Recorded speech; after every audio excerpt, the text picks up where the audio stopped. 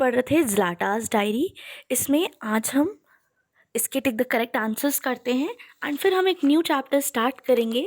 इस चैप्टर के बच्चों जो क्वेश्चन आंसर्स हैं वो मैं आपको प्रोवाइड करा दूंगी, आप उसको देख के कंप्लीट कर लीजिएगा। फिर नेक्स्ट है हमारा चैप्टर नंबर 7, फुलिश क्वेश्चंस। ठीक है, तो ये आज हम कंप्लीट करेंगे। तो चलिए स्टार्ट करते हैं टिक द करेक्ट आंसर्स के साथ। The ethnic groups in Yugoslavia fought for option 3 power. Then है God, when will this end or will it?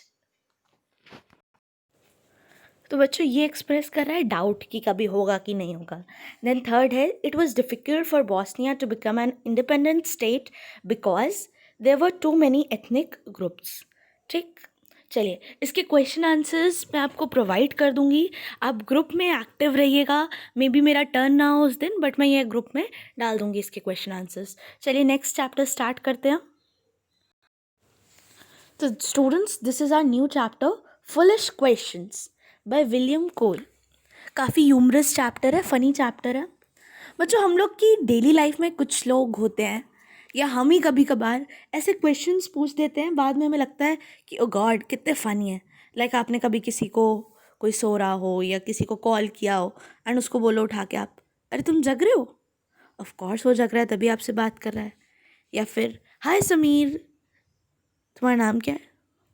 तो ऐसे ही आपके लिए ये स्पेस एम्प्टी है, इसमें आप एक फुलेस्ट सा क्वेश्चन फिल कर लीजिएगा। अब हम स्टार्ट करते हैं।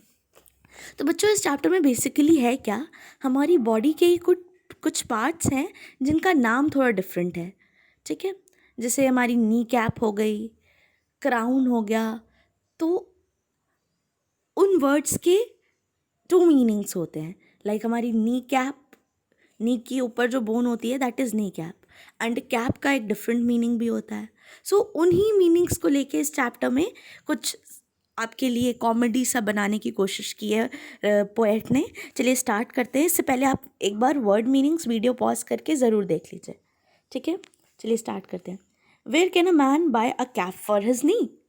वो कहता है एक आदमी अपनी नी के लिए कैप कहाँ खरीद सकता, कब कहाँ से खरीद सकता है? ठीक है, और की for the lock of his hairs. बच्चों जो हमारी लॉक ऑफ हेयर यानी जो हमारी जुल्फ़ें होती हैं, ठीक है, उसको लॉक भी कहा जाता है कभी कभी। ठीक है, तो वो कहता है उन लॉक के लिए की कहाँ से मिलती है? फिर वो कहता है क्या हम अपनी आइज़ को स्कूल कह सकते हैं? क्योंकि बच्चों आपने पढ़ा होगा आइज़ के अंदर एक पार्ट होता है जिसे प्यूपिल कहा जाता है, एंड प्यूपिल का मतलब होता है शिष्य। तो कहता है कि हम अपनी आइज़ को स्कूल कह सकते हैं। फिर नेक्स्ट है what jewels are found in the crown of his head. Head पे एक क्राउन होता है, माना जाता है हेड को क्राउन माना जाता है, मतलब एक पोर्शन को आपके हेड के ऊपर जस्ट उसे क्राउन बोला जाता है। ठीक है, आप वहाँ हैंड रखोगे आपको हीट फील होगी, उसको क्राउन बोला जाता है। तो कह रहा है कि इस क्राउन में कौन सी ज्वेलरी होती है, क्योंकि असली में वो क्राउन है नहीं लेकिन उसे कहा जाता है, तो वो उसका मजाक उड़ा रहा है कि इसमें कौन सी ज्वेलरी होती है। And who walks on the bridge of his nose. Nose पे बच्चों एक ब्रिज होता है जो दो नोस्ट्रल्स को डिवाइड करता है। तो कह रहा है इस ब्रिज पे कौन चलता है?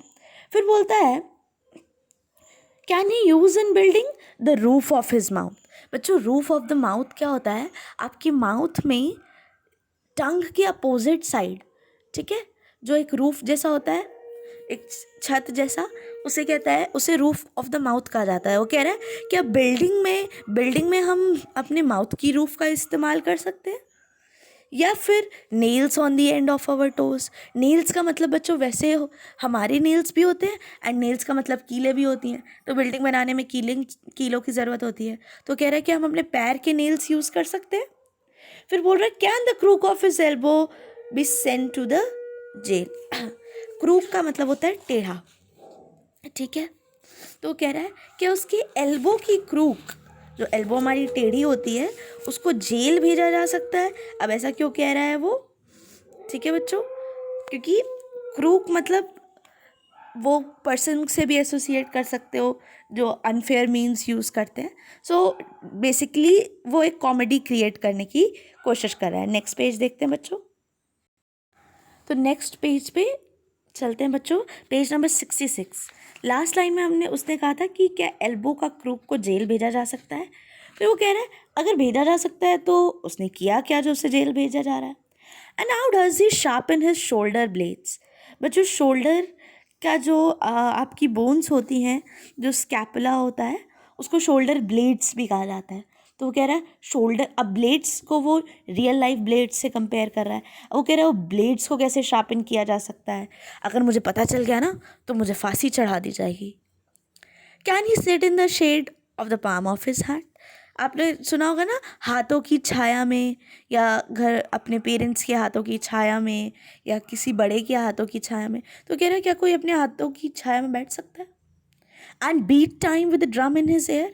जब बच्चों आप ईयर के बारे में पढ़ोगे डिटेल में, तो ईयर के अंदर एक पार्ट होता है जिसे ड्रम कहा जाता है, ठीक है। एंड बीट टाइम मतलब एक म्यूजिकल टेम्पो टाइप्स का ड्रम होता है, उसमें क्लैपिंग होती है। तो कह रहा है क्या हम अपने ईयर के ड्रम से ऐसा कुछ म्यूजिकल बजा सकते हैं। फिर last line, can the calf of his leg eat the corn on his toe. जो टो में कॉर्न्स हो जाते हैं ना, स्किन थोड़ी मोटी मोटी हो जाती है फ्रिक्शन की वजह से, ज़्यादा चल लो या ज़्यादा कुछ कर लो। एंड हमारी लेग का एक पार्ट को काल्फ भी कहा जाता है। तो कह रहे हैं क्या वो काल्फ जो रियल लाइफ काल्फ से कंपेयर कर रहा है, कॉर्न को खा सकता है जो टो पे होता है। There is something pretty strange about hair. तो ये सारी चीज़ें कहने के बाद वो कहता है कुछ तो अजीब है। तो आई होप आपने पोएम एन्जॉय की होगी। आप इसके वर्ड मीनिंग्स लिख लीजिएगा, एंड नेक्स्ट टर्न में हम इसकी एक्सरसाइजेज एंड क्वेश्चन आंसर्स देख लेंगे। Thank you children.